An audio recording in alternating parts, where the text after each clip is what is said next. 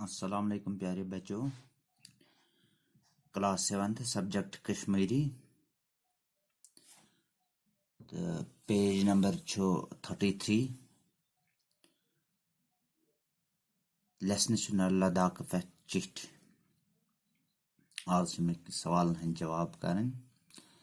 सवाल नंबर 1 लद्दाख कन लोकन मुतालिक क्या हेचु तह यह चिट पढ़ित ये लद्दाख पे चिट पढ़ अम नश क्या हेच लद्दाख कन लोकन बारस मज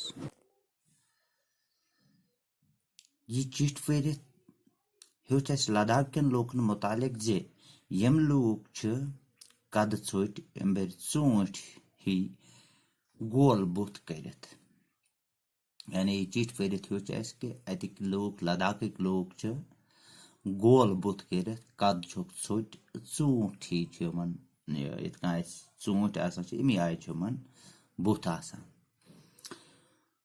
यमन लूकन बुध वनान यानी यम बुध मत मानन वल अमन हुंद मजहब बुध मत बुध मत मानन वल। तो सवाल नंबर 2 शाही गुंपा कत जाय वाक़ा तो ये कम बनावनोमुत शाही गुंपा कत जाय तो कम बनावनोमुत।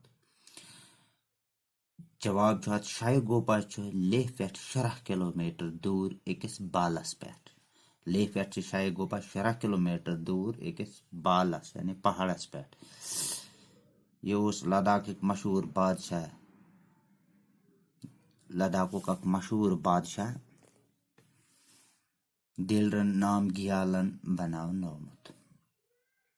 तो सवाल नंबर 3 तिब्बत पे अन्न आमुत कुस अहम चीज ठकसे गुंपास मज मौजूद तिब्बत पे अन्नोमुत कुस तान चीज